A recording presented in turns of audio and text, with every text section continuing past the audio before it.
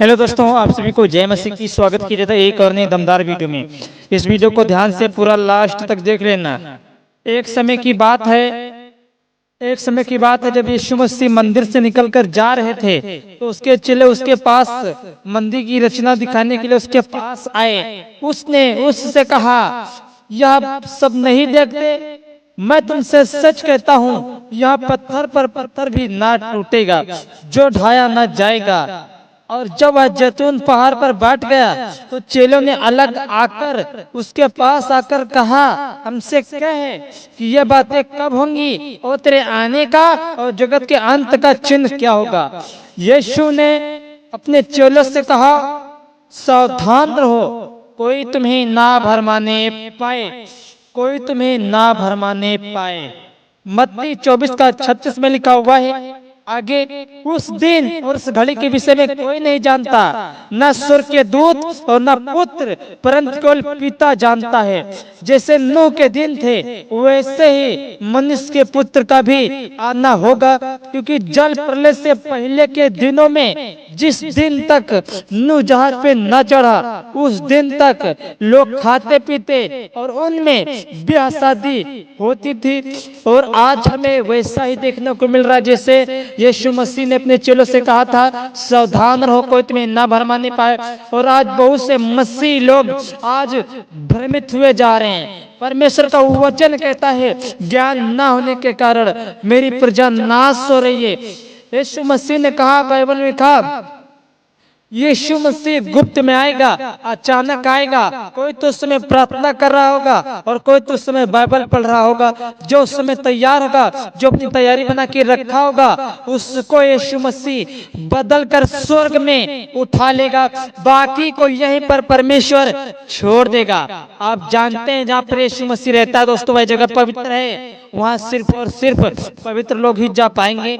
नूह के दिन में क्या था? नूह के दिन में पाप था, व्यभिचार था, पुरुष के साथ, जानवर के साथ व्यभिचार कर रहे थे, शारीरिक संबंध बना रहे थे। इतना युद्ध, कत्ल, मारपीट, हत्या, डाह इतना बढ़ गया था। और आज नूह के दिन में जो सदोम और अमोरा के दिन में था, जो लूत के दिन में था, और आप देख रहे हैं आज वैसा ही हो रहा। आज मसीह विश्वासियों को जबरदस्ती करके उन्हें बांध कर, मार कर, जबरदस्ती उनके ऊपर दबाव डाला जा रहा है, सताया जा रहा है। ये सब नूह के दिन चल रहे हैं। आप देख रहे हैं जगह जगह शादी और ब्याह हो रहा है, सब अपनी शादी रचा रहे हैं। ये सब नूह का दिन है, नूह का दिन चल रहा है। यीशु मसीह का आना कभी भी किसी वक्त भी हो सकता है। आप जागते हैं, याद रखना, जो पाप करता है, व्यभिचार करता है, जो मसीह में आकर पाप करता है, याद रखना उसको यीशु मसीह स्वर्ग कभी नहीं देगा, कभी नहीं देगा।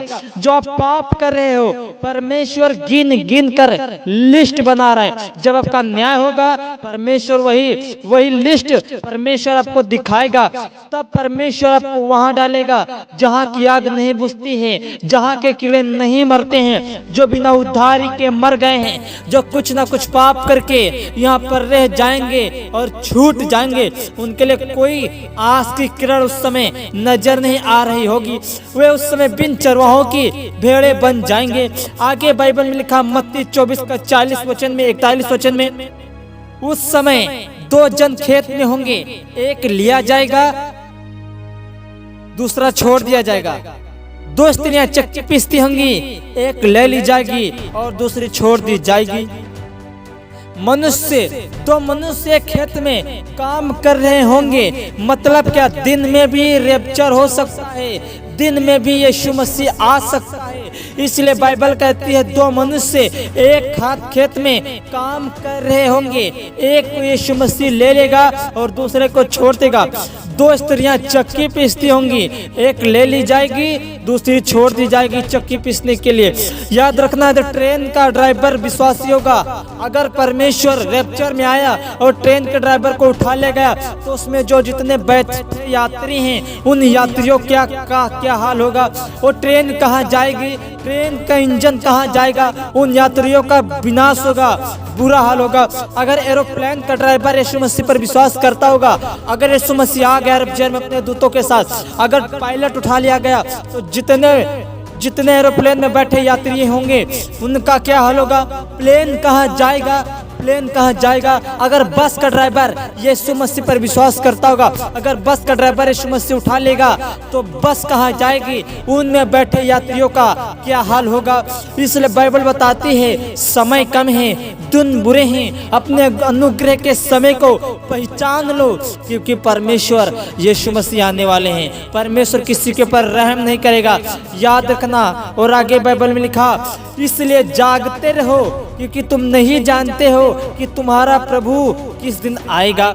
आज बहुत सारे लोग जाग कर आ रहे हैं, वे तो सामने वाली लड़की को पटाने में लगे हुए हैं, वे तो गुप्त रीति से दूसरों का नंगापन देखने में लगे हुए हैं, वो तो पाप करने में लगे हुए हैं, वे विचार करने में लगे हुए हैं, लड़की को पटाने में लगे हुए हैं, वे जाग नहीं रहे हैं। मगर बाइबल बताती है तुम नहीं जानते हो तुम्हारा प्रभु किस दिन आएगा, इसलिए जागते रहो।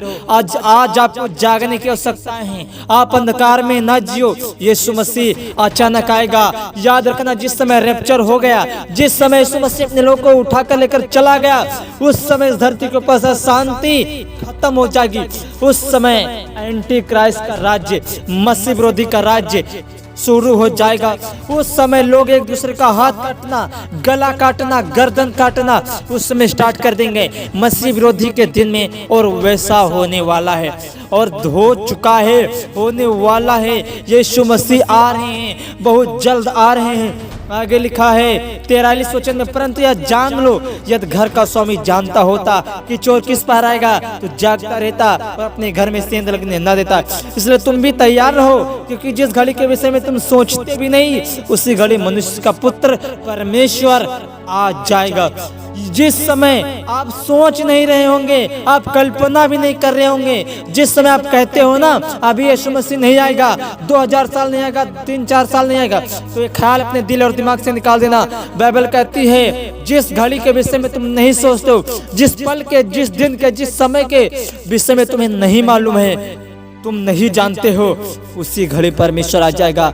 याद रखना, समय कम है, मन फिरा लो, मन फिरा लो। याद रखना, यदि आप बिना उद्धार के मर गए, जरा सोच के देखो आप अपना जीवन कैसे बिता रहे हो, आपका उद्धार हुआ है या नहीं हुआ, आप अपना जीवन कैसे बिता रहे हो, जरा सोच के देखो। यदि आप बिना उद्धार के मर गए तो आपको कहाँ जाना पड़ेगा? आपको सीधा सीधा नरक में जाना पड़ जाएगा। और भैया, नरक में एक बार चले गए तो आग नहीं बुझेगी, कीड़े नहीं मरेंगे।